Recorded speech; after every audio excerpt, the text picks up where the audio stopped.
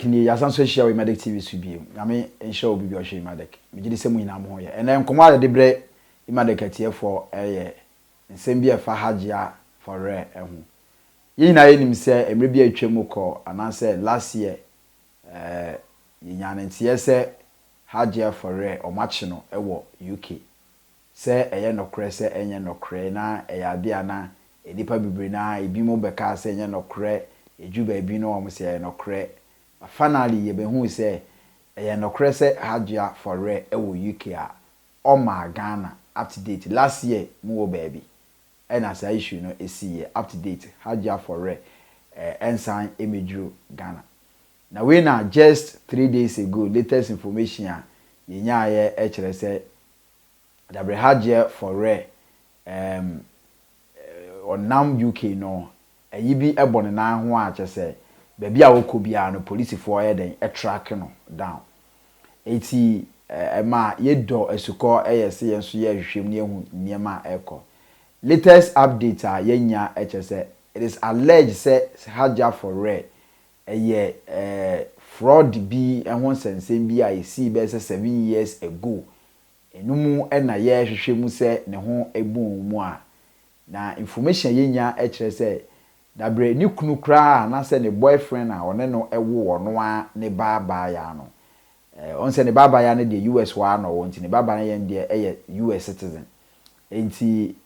ni kunu na se ne boyfriend no ne wo ne baba ya no information yenya kire se dabre sa be ma no kra no o ma deport no mpo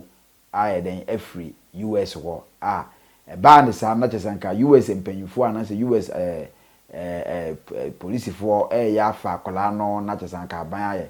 aye na Hajia4Real sugar daddy it is alleged say Hajia4Real sugar daddy bi akwa ene abusuafo bi akwa eden akwaje akola no say ono ankasa be den ebehwe akola no. Now it is also alleged say Hajia4Real one hwa na wakodam be say 10 years ewo US wo. Enti information yenya ekire se one hwa on be transfer Hajia4Real every UK edina ko US enti ehombo mu na I think say ne nsem na nkasa no wo mu kurom ewo ho a omukọ na say wo mu didi nsem na wo tieti Hajia4Real no na ne ho kobo mu a one hwa na Hajia4Real akum for 10 good years ekire se koba ne sanso a anhwa na japade bi ni niema bi no kayam se wanhwa US abano de nsa ebeto so a kire se sika na obususu se ebia ne ho bom mu no ananse nsem na yekoso no obususu se ne ho bom mu no ebetia ba se ho sika ni bi na wayi a wode atoto ne ka ebi ti se ne Range Rover no ne ade agyen wangon mu na wo yisu nyina no na se wanhwa a omodo omosa ebeto so na o calculate the number of years that is meaning say 10 years there na chese this year impo na say Hajia4Real ebeko akodemu a na chese obeba back no na somewhere 2033 asem and the can was 2033 10 good years enye easy say ne baba ya no kra with 6 years and answer or 10 years kra that time no anya 20 good years enye easy kra de ma Hajia4Real but wo mu anso ana ade no asem na twist kakra in a sense still na no wo mu Hajia4Real update ni status otumi twere niam bi gu na ayame ni Instagram otumi post picture bi to ni Instagram otumi say enti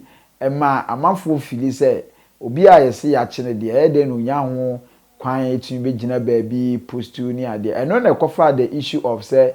onam a woko nyina na chese device bi ana ade bi bono ho a chese omode yeden omode air track no ne up and down ne kwa wo ba nyina omode yeden the air track na chese say na Hajia4Real so far nsem no akwa eti currently am no kese de Hajia4Real kobese almost 6 months ni and I say almost be 5 months ni no Hajia4Real have been in the UK oni omaganam it is okore ni YouTube channel kra the last time I dey nyoma na so ye music video be dey to one kra no ache enye ene asem eti no the latest update yenya free Hajia4Real camp na yɛde ma wɔn no yɛbɛkɔ so ne yɛde ne marketing kiti bi saa ɛkɔ so asan so ɛde abro obi yɛda wase bye.